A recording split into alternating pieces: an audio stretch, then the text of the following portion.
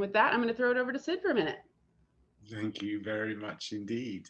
I heard a lot of chat about the idea of doing a voiced book, a voiced story. And I know there are problems, goodness knows we're running into them ourselves with unions and professional actors and whatnot. But I don't think there's anything stopping you guys finding a piece of work that you really love and being the voices. As long as you get an ensemble of you together, it could be pretty wonderful. And certainly I'd be happy to like introduce it or do something as part of it, because it might go a long way to make some people very happy. But yes, it wouldn't be us, unfortunately. But I'm going to find out about it, because it seems odd that I'm not allowed to read anything for free.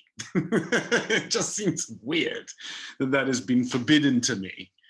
Because I could probably just read, poetry if I wanted to, that wasn't copyrighted anymore.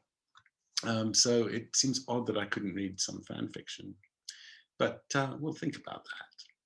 So whose birthday is it first today? We're going to talk to Petra first. Oh, good. Yeah, re-talk to Petra, because we lost Petra. We did. Petra's birthday was Tuesday, but her internet connection had other plans. Yeah. Hello, everyone. Hello, welcome back, Petra. Hello. I'm so sorry. Don't be. We lost you with a really smiling face. You must have been so frustrated. I was frustrated. Yeah, I know the feeling. And you were going to show us some photos. Yes. Oh, wow. Oh, my goodness. That is beautiful. Yeah. Is that needlepoint? What is that called? No, that's the diamond painting. That's the diamond. That's the thing. diamond painting. Yes. Oh my goodness, it's really good. That's beautiful. Yes, and there is another one. You should be very proud of yourself. That's extremely good. Here it is. Little bit weird having me that big in your room, but hey. I'm sure it's just temporary. I actually wanted to hang it, the picture into my bedroom. Right. But then I thought it's kind of creepy. Ra's al Ghul watching me every night while I sleep. It's kind of weird, yeah. And I thought, no, I don't want you in my bedroom.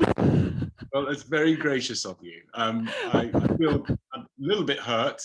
Well, it's very cool. I think it's really cool, even though I'm a little bit revolted by my own image. I finished it at last Sunday, and it's made with love, and I have to read it. 60,786 glitter diamonds. My goodness. Do I have to repeat it? Yes. 60,786. Wow. Glitter diamonds. It's going to be worth a fortune.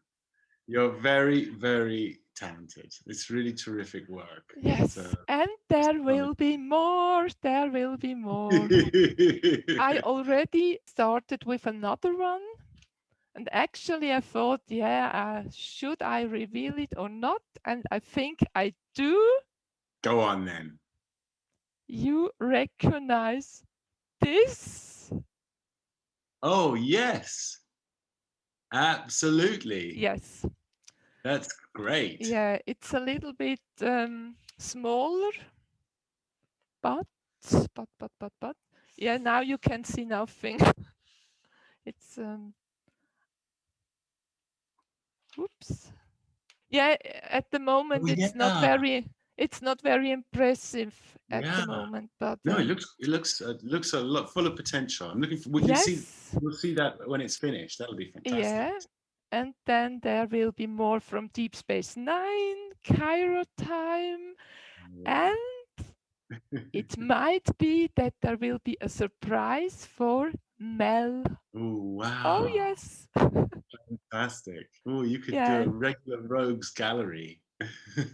Okay. What's the weather like in Switzerland at the moment? It's cloudy. How is work? Are people nervous to have you come to their houses, or are they're very relaxed that you come in? They are very relaxed and happy that I come. Yeah. Good. And you're okay going to other people's houses because you probably know them very well, don't you? Because you work for them. I know them. Yes. Yeah. Wow. And What's your oldest? For people who don't know, you clean houses, people's houses. yes. Is that right? What's your This is right. oldest client? How's the one you've had the longest? The longest 10 years. Wow. I do this job for 11 years, and that's one of my first clients. People must just trust you so much, Petra. They do. It's quite an important relationship, isn't it? I was very busy in the last 3 weeks and watched all your movies. Wow. For the first time. For the first time. Which one did you like any of them? I should ask if you actually enjoyed any of them. There were 3 I don't really like. Oh, tell us which because one. It has to do with war, and I don't like war films. Yeah. I don't like it. It's Hannibal. They made it in an interesting way, but oh, what a massacre! Yeah. Terrible. Those Romans and those Carthaginians having at it. Absolutely. Yeah, and the other one was Reign of Fire. I think. Oh yeah, dragons. The dragons. Yeah. It started very promising, but then. You know, Matthew McConaughey was in that film. When I first got there, the first AD came into the trailer where I was with doing makeup, just having, and Matthew would walk in and he's like, didn't say very much. But the first AD said, Mr. McConaughey needs to be addressed as Van Zan. You may not call him anything else. You can't call him Matthew. You can't call him Mr. McConaughey. You have to call him Van Zan, which was his character name. So even if you meet him in town on a Sunday, when we're not filming, you must call him Van Zan. That's pretty weird, isn't it? It is. So we all had to call him by some other name. That was pretty strange for us. We found it kind of funny. Yeah, and I must say, you die a lot. I die a lot. You die very, very often. A lot. Oh yes, and I saw 21 Bridges. You walked to the door and got shot in the face, and I saw this and oh my God, Sid. It's like being accident prone, except I'm just death prone. I just constantly dying. Yeah. It's just clumsiness, really. It's just clumsiness. I think I must be up there in the top 10 most dead actors in the world. We haven't compiled. My brother was going to compile a video of just my death scenes.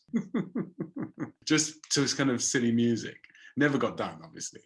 But I'm sure that there can't be many actors that died as much as I do. How about in Vertical Limit? Yeah. I thought, oh my goodness, now it's over, thank God, and then. Absolutely. I'll tell you a little story. I think I might have told everybody, but I'm not sure. But I'll tell you a story about that film. The director, called Martin Campbell, had this huge set made, and basically it was a massive refrigerator. It was specially made so that we could film some of the scenes up in the ice with real ice, because the director wanted real ice. Directors love real things. And there was a helicopter crash we filmed in there. On the morning of, so it cost $20 million, by the way. That's a caveat that was kind of important part of the story, to make this huge refrigerator. And the director came in on the morning of the shoot and went, whew, it's cold, switch it off. So it all went all switched off. And then we just poured fake snow everywhere, as you do. But literally, that was how casual it was. It was like this $20 million refrigerator that took ages to build out in the middle of New Zealand. Director just went, "Ooh, switch it off." This is really my favorite film of you. Which Cairo Time? Cairo Time. You know what? I agree. I love Cairo Time too. I thought it was a beautiful film. Really gentle, really beautiful, really from here. Just a gorgeous, gorgeous film. And the thing I think I loved more than anything else in that movie was that the Egyptian authorities opened the pyramids for us, just for us. So we got just the two of us to enjoy the pyramids before everybody else came. And so we saw the sun rise. And it was just amazing. It felt like we may have seen them like without tourists. Is a very special experience. It was really wonderful. Well, thank you very much. And I suspect it's a punishment for most people to have to watch all my films. So I'm grateful that you did it. Not for me. People could, get given a choice in court and say, right, you've been found guilty of stealing this apple. Either you go to prison for an hour or you watch one of his films for an hour. People go, I think I'll take jail. I think I'll just go to jail. So I'll take a risk. Thanks, Petra. Yes, I think there's people here who would choose jail over watching one of your movies. So sure. All right. We're gonna talk to Joan Marie, whose birthday is tomorrow. Oh, happy birthday, Joan Marie. Well, thank you very much. Birthday, Joan. Happy birthday. Thank you. Yeah. Please come off mute and tell Joan Marie happy birthday. Happy birthday. Happy birthday. birthday. Birthday. Happy birthday. I was going to say that those of us who were born in December tend to have our birthdays overlooked. So I wanted to get a chance to have a happy birthday celebration with all you guys. Fantastic. Good. I told Mel that I don't need to stay long. Not that I don't like to talk with you, but that I know that there are a lot of other people who haven't talked to you yet that want to. So if you want to cut it short, that's perfectly all right with me. I just wanted a birthday shout out. That is very considerate. In fact, you've just reminded me. I think we all know each other well enough now that I don't have to ask people to unmute to do birthdays because I feel so formal. Just go ahead and say happy birthday whenever you want. How are you going to treat yourself on your birthday? Well, as it happens, I have so many Zoom meetings to attend tomorrow. It's amazing because my book discussion group schedules its meetings well in advance. So I asked the coordinator to have the book discussion group on my birthday, so I'd have a way to celebrate my birthday. And for a long time, that was the only thing that was going to go on. But then in the past 10 days, I have 5 more Zoom invitations for tomorrow. Fantastic. So tomorrow I'm just going to be going from one Zoom meeting to another, and that's perfectly all right because they're all topics I'm interested in. That's great.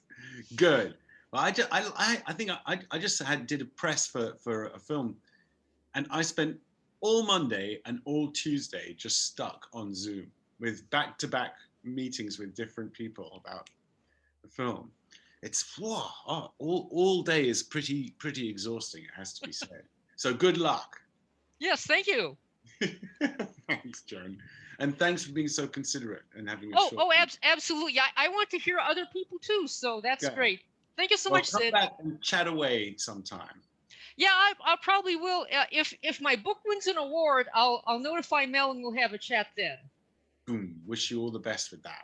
Thank you. Thanks, Joan. Happy birthday. Thank you. 5 Zoom meetings. You're a stronger woman than me. All right, we're going to go to Juliana next. We haven't talked to her in quite some time. Hi. Hi. So you kind of asked me to come back and speak about how my studies are going, but we are already on distance education again. Oh gosh, how is it going though? How are you doing? I'm doing great, although it's a stressful time because like it's the end of my first semester and I have to like get the best marks because I will send them to my university. And do you feel you're on top of it? I guess so. Is it harder to learn when you're having to motivate yourself just from well, home? I'm a very self-sustained person, so I don't really like need someone to push me to study, but sometimes it's difficult because I'm not actually doing something. Like I'm working on a computer, I'm not writing, I'm not like doing something with my hands, so that might be difficult, but we're holding up, and actually it's a lot easier to get better marks of course. Yes, because some tasks are just easier. Good. But yeah. That's great. Can you remind us what you're studying again? I'm in high school. Like I'm in my last year. Everything. You're doing everything.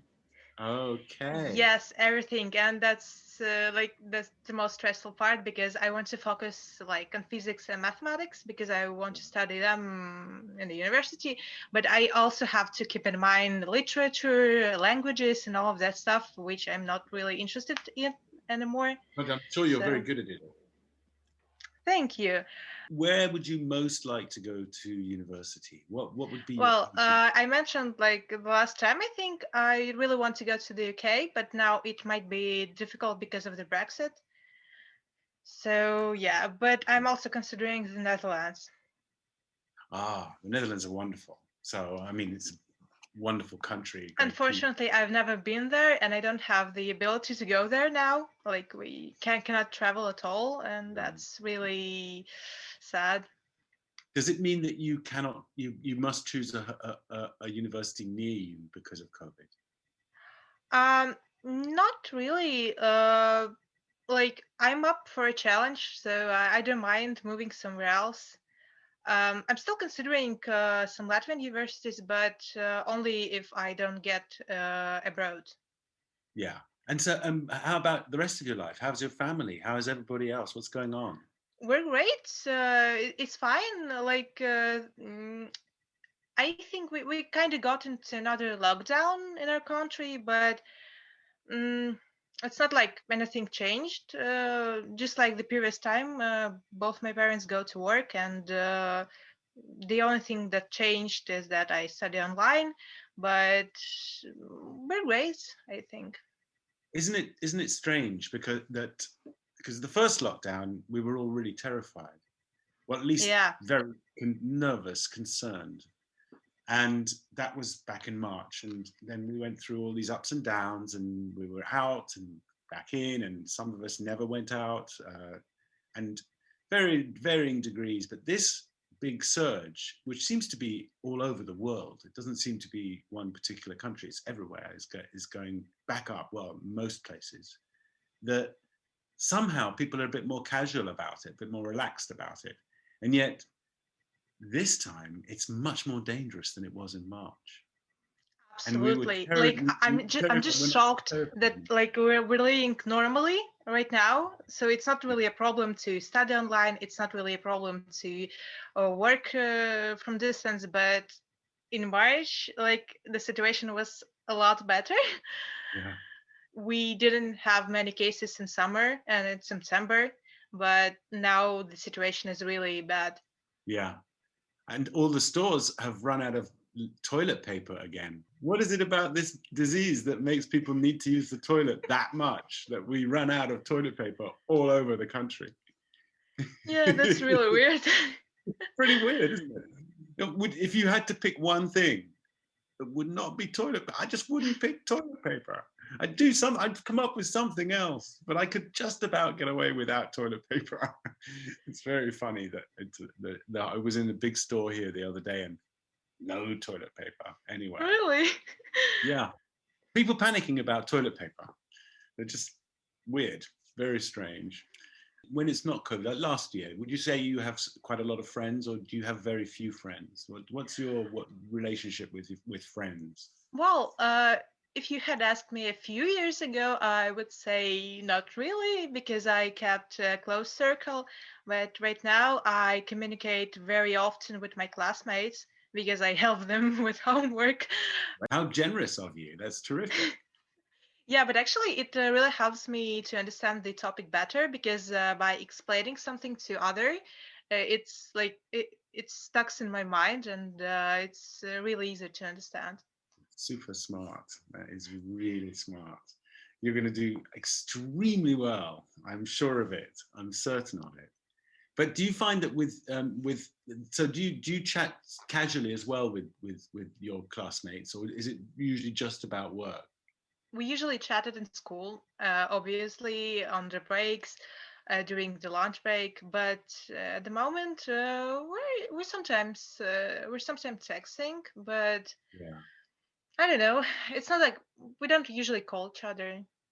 Because what I'm trying to find out, and maybe you can help me, is whether, because now we've been in this situation for 8 months, particularly for youngsters like you, young people, how has this virus changed us? Has it changed you as a group? Do you think, or has it affected you, or do you think no, you're fine, you adapted, you're just getting on? Because I mean, obviously, most of the year we hear about some terrible things happening to youngsters, especially ones who feel lonely or people who don't understand them, and with terrible things happening. But I wonder if this has changed that, if this has shifted the way we all look at ourselves, especially from your point of view down there in your Well, it's a pre-20s. difficult question, actually. Like, it's difficult for me to actually evaluate the situation. But uh, I myself am an introvert, so it wasn't really difficult for me to not to meet people. But I know that, like, for example, one of my friends, he said that it's been really difficult for him to study at home because he needs to actually communicate with some people, and he just burns out just during the day, and that's really sad. But as for communication, I'd say it even brings people closer. Like, for me, it really brought myself closer, because usually I didn't, like, I always had the chance to meet people outside, and I didn't really bother about texting them or calling them. But now I know that I can just pick up phone and call anyone anytime, because mostly everyone are free. Yeah, that's really great. And And have you found new friends? Have you found new people that you really want to be friends with, not just work, but friends? I guess so, because like I knew some people before who I didn't really communicate with often, but now I really text them a lot, and we talk about many different things. That's really cool. We always have the topic to talk about, because for example, our studies, how they are going, because I have many friends in different universities, um, both in Latvia and abroad, and it's very interesting to understand how different countries and different like different education systems cope with that. Yeah, yeah, that's fantastic. Well, I think you're doing pretty well. You're doing really well. So, what is your favorite movie? What's your favorite TV show or movie or whatever it is? It might be in a Latvian movie. It doesn't have to be in English. Well, I actually don't really watch many local movies, but I like Star Trek. That's obvious. Yes, but And I'm I assuming that your favorite movie changes all the time, because your preferences are yes, always. yes, but the Star Trek has stuck with me for I don't remember how many years. Well, that's not Yes, but bad, given I that not many remember people. that I really, really enjoyed Sherlock, the BBC series. Oh, Yeah, With I really enjoyed them as a kid because my father showed me it, and I was like, wow, it's really cool. And I think I've seen it 5 times minimum. Amazingly good. Yeah, I love it. I love that show.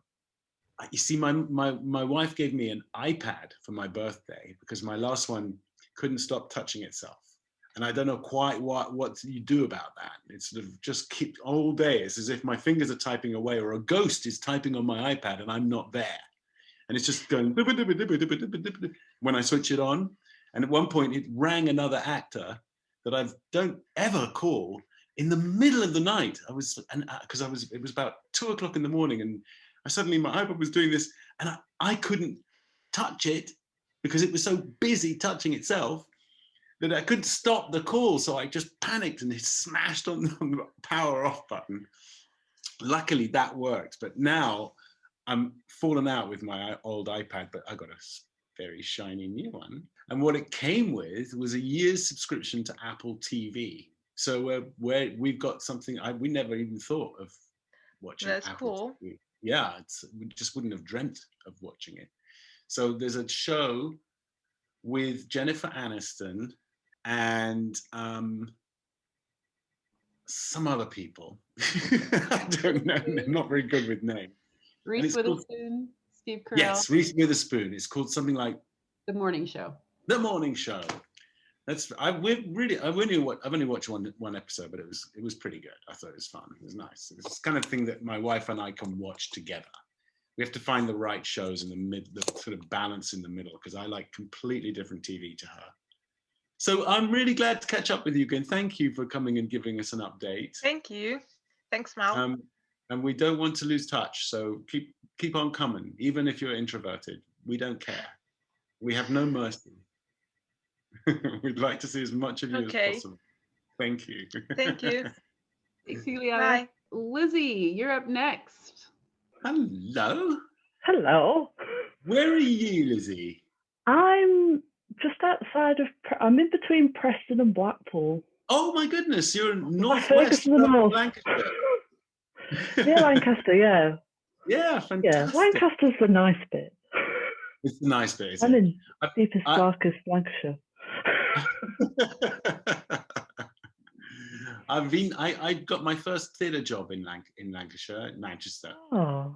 And so I was there in my, I guess, early 20s, working at the Library Theatre and in Manchester. And Manchester, I'm from Manchester.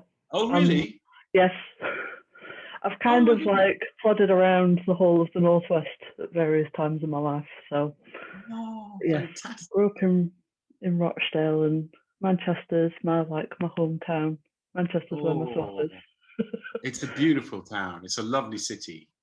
And I was in Blackpool too. I did a convention in Blackpool once. I have a deep love of Blackpool, because Blackpool just tries to be whatever you want it to be.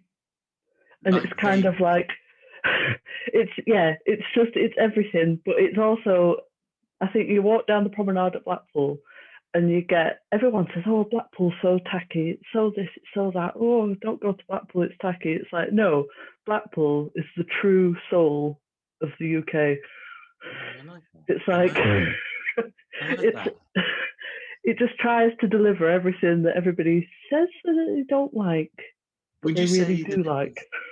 Was it? Yes, I know what you mean. Would you say that it's an honest town because of that? Yeah. Because that's what I think of Vegas. Because some people find Vegas like really, it's tacky. But I think Vegas is honest. It tells you what you're going to get, and you get it. That's exactly what it is. Well, this is it. It's just kind of, you walk down the promenade, and there's like Kiss Me Quick hats and rock and drag shows and strippers and pretty much everything that you could possibly think of. Yeah, and everyone's like, no, this is too much. It's like, there's an awful lot of people here wearing those hats. Absolutely. How are you all managing the COVID up in Lancashire? Like, we went into lockdown like everybody else. But then when they finished the first lockdown for the UK, our cases were still rising here. We hadn't peaked. Yeah. So while the south of the UK, their cases were kind of like dropping, they lifted the lockdown, but we were all like, whoa, like, our cases are still going up. Why did that happen? Why do you think that was going on? Is it like America, where certain people just refuse to wear masks and other people don't? And no, kind of I think places that are well behaved and places that just aren't. There's a lot of sort of things about COVID. So COVID affects more people from like South Asian heritage, and there's a lot more people with South Asian heritage in sort of like the North and the Midlands, and there's a lot more. If you look at the maps of where the cases were, it's like mainly in more deprived areas, and most of the. I mean, you take Blackpool for example. Blackpool has 9 of the most 10 deprived neighbourhoods in the country in one town. Yeah. And ethnicity, lack of vitamin D, because my God, it's cloudy and rainy here. Yeah. I've got to ask a question. What's the point of mushy peas? To complete your chippy tea. What is what that is? I'm sure that's kind of comes from that area. It does. They put green dye in it. Yes. Have you noticed? Yeah, but you can't have like, it's not like fresh mushy peas. It has to be like from a tin, and it has to be with that weird sort of. You wouldn't have it any other way. That weird green water. Why would you have fresh anything when you could tin it? And it just, I don't know. I think it might be cleanse the palate between your chips and your fish. Hey, I grew up in Oldham. We gave the world chippies. That's true. That's true. We did. Absolutely. There's a plaque and everything. We've got like Tommyfield Market, home of fish and chips. What's been making you smile over COVID? What makes you happy? Well, I'm glad I found this actually. Like, this has given me something to look forward to on a week. It's kind of like it bookmarks my week. I haven't really been doing much other than work and looking after my daughter. I've got a 2-year-old. Oh, wow. Yeah. Yes. Gosh, that's hard work. Yes. Yes. She's an intense 2-year-old as well. She's like... She's on it. She's on it. She's like, I know what I want. She got the memo. Yes. God was like, I can do it if I really try. You want to cause trouble? Do it now. Yes. How is family life treating you? Is it all good? It's kind of hard because my mum and dad aren't. My mum and dad are back in Manchester, so they're an hour away. Right. My brother is in Leicester, which was like, that was our first hotspot of cases. Like when we were ending our first lockdown, it was like Leicester is staying in lockdown for the foreseeable future because their cases were through the roof, and my brother's like severely immunocompromised, so he hasn't left the house since March. Right. He hasn't even been shopping. The only reason he's left the house is to go to a hospital appointment every now and again to get his bloods done, but that's it. How does he? So life must be dramatically different for him. Yeah. I mean, I know for a fact that if you have all your food delivered, you can't choose your food very well. No. So you're basically just eating, it's like whatever arrives. But you're reliant on the person in the supermarket wanting to do a good job and getting you the best stuff, kind of thing. Yeah, absolutely. Well, thank God mushy peas are canned, eh? Who doesn't like mushy peas? Oh, you would pick the peas out of anything. Do you have a career? I don't know if it's a career. I fell into it. I work for a charity. My job title is project coordinator and digital inclusion mentor. So I teach people how to use the internet who don't know how to use the internet. I teach them how to use computers. Yeah. I also run a cooking project where we, because we've got a little community supermarket in the centre, which is stocked full of all of the stuff in supermarkets that they can't sell for random reasons. You know, like if they've written something wrong, spelt something wrong, and they have to take it off for legal issues off the shelf. Yeah. That all goes, it would normally go to waste, but now it goes to a charity called Fair Share, and we stock a little tiny supermarket. Wow. Out of this, and people come and they book an appointment, and they have to be sort of facing food insecurity, but they come and do a little shop. And off the back of that, I came up with the idea of, well, why don't we also teach people how to cook?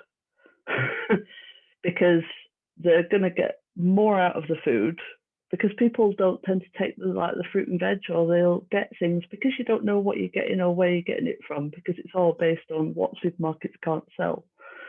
We get random ingredients that, you know, a lot of people would know what to do with them, but if you live in a council estate in the middle of Preston, you're not necessarily going to have a huge need for a kilo bag of bulgur wheat, you know.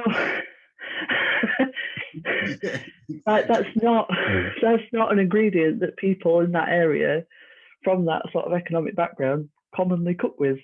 So no, not even most economic backgrounds, except for just Africa.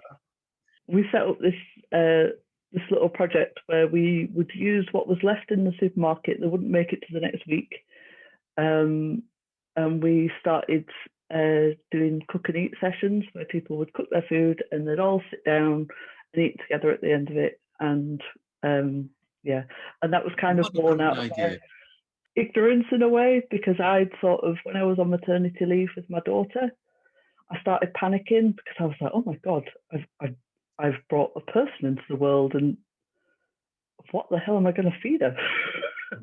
Because I've got out of the habit of cooking. Because if you go through a few rough patches in your life and you think it's just you for a while, you get out of the habit of cooking. So I got more into it. I found a couple of authors that I liked, cookbooks that I liked. What are the ones you liked? So I like Jack Monroe books. I don't know if you've heard of her. No. She's like a food poverty campaigner. Her story is that she was made redundant because she had a kid and couldn't do night shift. She worked for the fire service, so they made her redundant. And she ended up on benefits and had £5 a week to feed her and her son, and was just in a horrendous situation with money, but knew how to cook. So she started making cookbooks that were based on being cheap, but really, really well written ones that also taught you how to shop as well as cook. And it was like, you don't have a rolling pin, get a wine bottle. You don't have a measuring jug, you could use a baby's bottle. It has the measurements on the side. It's all those little hacks as well as. Idea. Yeah, that's great. To just get people cooking. So she'd really inspired me, and I felt like she'd really kind of rescued me at a time where I was panicking about, because I wanted my daughter to eat good food. I want her to have the best. So, but I didn't have the money because I was on maternity leave and I didn't have any cash. So I got into cooking, but I thought if I can do it and I can kind of face that fear, then I can help others do it. That's fantastic. That's really great. What about, have you seen our recipe book? I have. And the thing about deprived areas is that, it's not that people don't know or aren't bothered. It's that something's gone wrong, either in their life or their family's life, where that sort of tradition of nurturing and passing those things down just hasn't happened. So for me, my brother being ill meant my mum was busy. My mum didn't have the time to sit and make cupcakes with me. She didn't have the time. She did it when I was really little. Yeah. But then once I was sort of 7 or 8 and he was really poorly, that's not something that she had time to do because she was too busy working full time and going to hospital appointments. Well, you've come to the right place. This is a good place to hang. There's a lot of nice brilliant. People. Yeah. It's like friendly people.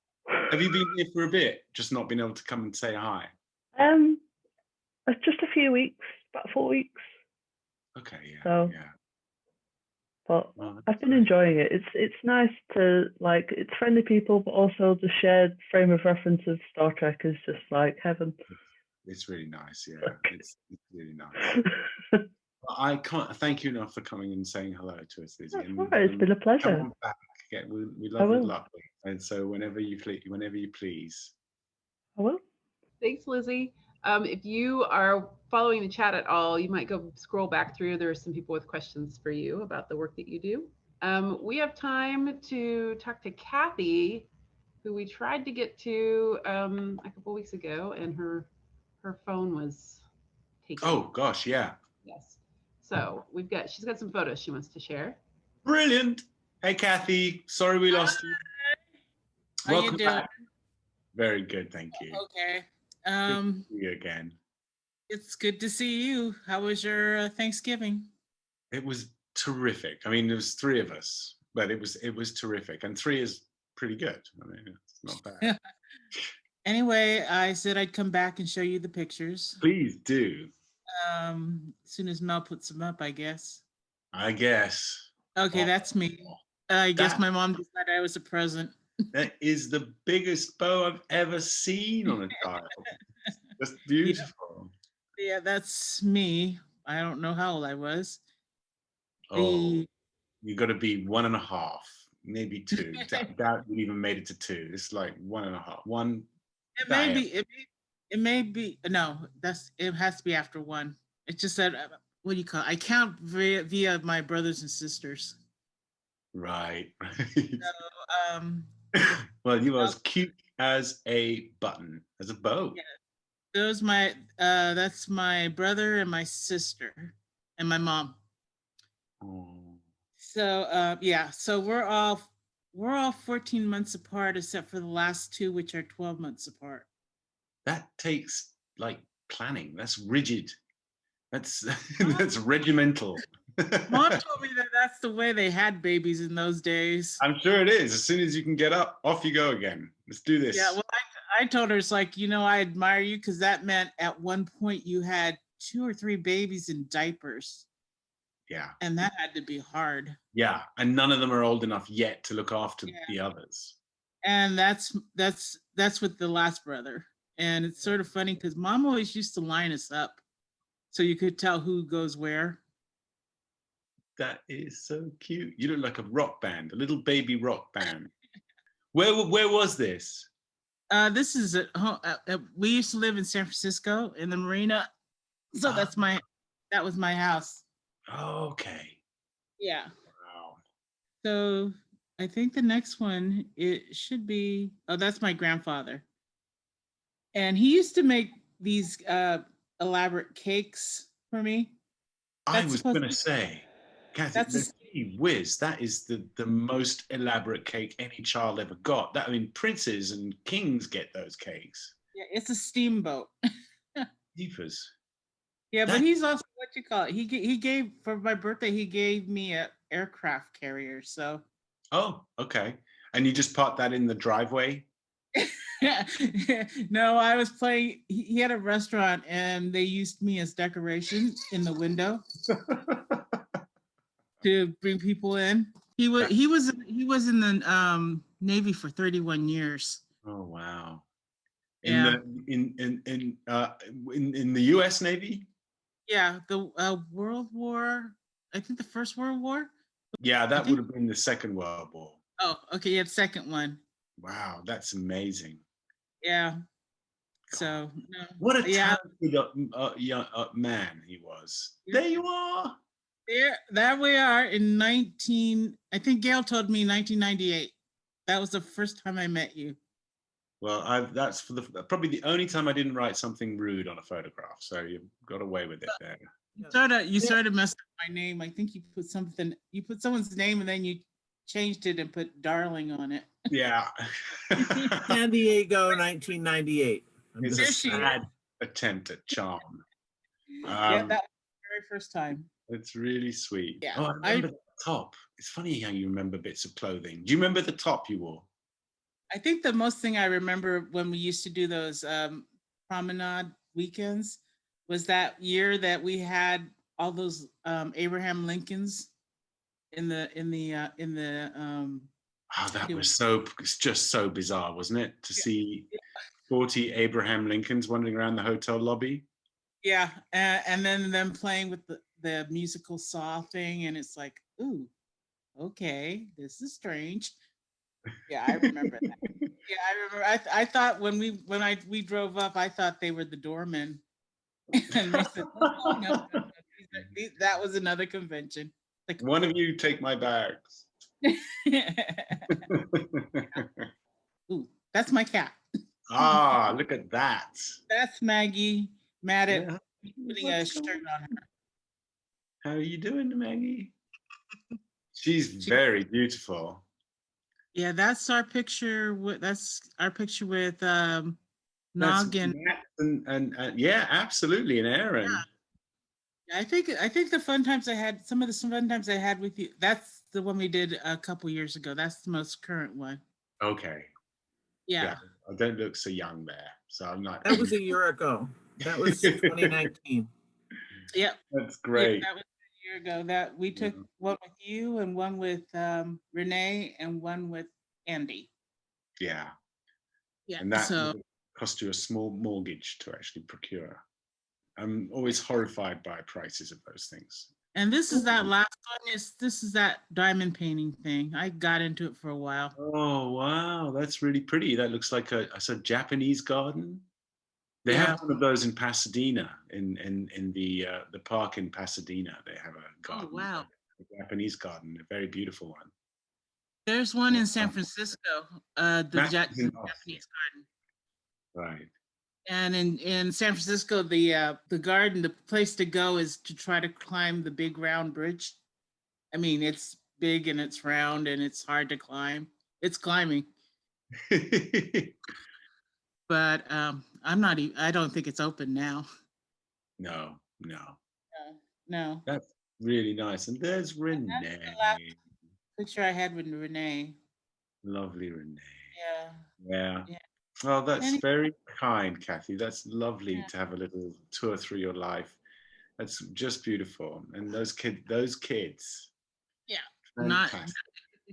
Not that you don't know me at all, but I don't ever mind that. Never mind being reminded. I do have a question for you. Because of you being an actor and you having roles, so that means you are forever remembered on film. Yeah. So like 20, 30, 40 years from now, even when you're gone, if somebody wanted to see what you look like, they can see what you look like. What work would you want them to look at to show them your best, I guess, side? That's a question. I think it doesn't work if I curate my own memoriam.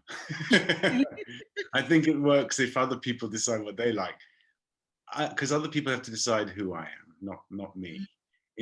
From as an acting point of view, because it's funny, like some actors will say, I'm really talented, for example, not me, Sid, but of themselves, they'll say I'm a talented actor, but it's not my decision that if I'm talented or not. It's up to someone else. So I could never figure out what would be the right movie for someone to see, because my best side, I know a few really dumb ones that I've done, but it's funny, even the dumb ones that some people come up to me and go, I really love, so it's difficult because I don't want to rob someone else of their own impression.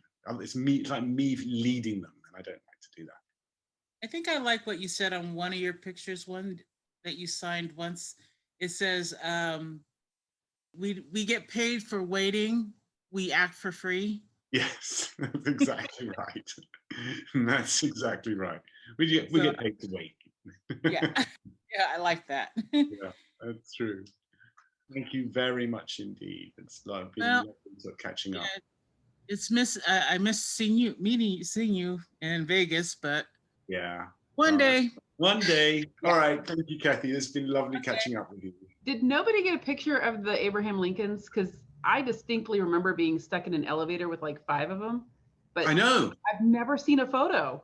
I don't think we have. I think Does every Gail time we remember? were around, it was just so surreal. It was at the time that we were doing a fan club event, there was they wouldn't have called them cosplay, right? It would be reenactors, Abraham Lincoln reenactors. Don't And forget normally his you had a few other politicians there, but this was just Lincoln's. right. You know, they at least have a few like a Washington or something, but no, just Lincoln, again and again, in different shapes and ethnicities and sizes and sexes. Yeah. I think everybody was just shocked. That's why nobody took a picture. Especially when you're sitting in the lobby and there's all these Lincolns walking around. Yeah, one of the most surreal experiences of my life, but fun to look back on. All right, everybody, thanks so much for joining us this week. We're so glad that you take the time to come and hang out with us, and we're gonna wrap it up for now. All right, thanks everybody. Wonderful weekend. Thank you, everybody. Have a lovely weekend. Be safe, everybody. Have a good weekend. Stay safe.